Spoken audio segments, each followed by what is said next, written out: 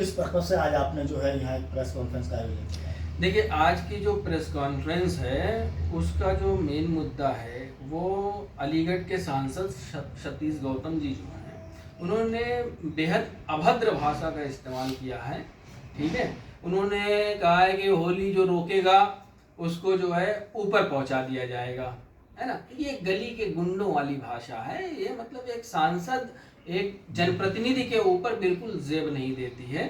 सबसे पहली बात तो ये कि सांसद जी को एएमयू का इतिहास पढ़ना चाहिए। थोड़ा बहुत जब कभी वो मीडिया के सामने आए तो पढ़ लिख करके आए। अब वो सांसद हो गए हैं तो उन्हें पढ़ना चाहिए।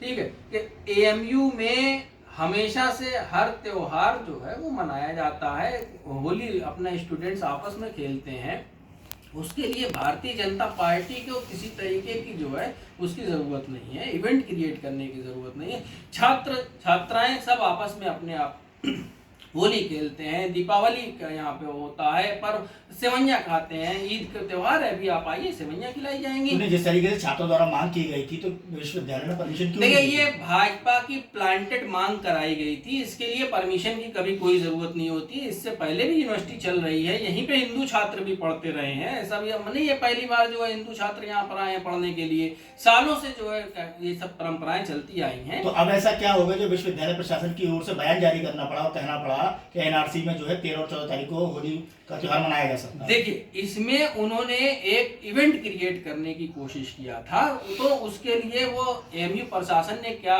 उसका जो है हल निकाला है, ये एएमयू प्रशासन उसका जवाब देगा। हमें सिर्फ कहना ये है कि एक जनप्रतिनिधि को मुसलमानों के ताल्लुक से इस तरह की भाषा का इस्तेमाल नहीं किया जाना चाहिए और वो काबिले बर्दाश्त नहीं होगी। ठीक है, वो सब्र का इम्तिहान ना लें हमारे। ठीक है, कि ऊपर पहुंचा देंगे, ये कौन सी भाषा होती है, ऊपर कौन पहुंचा।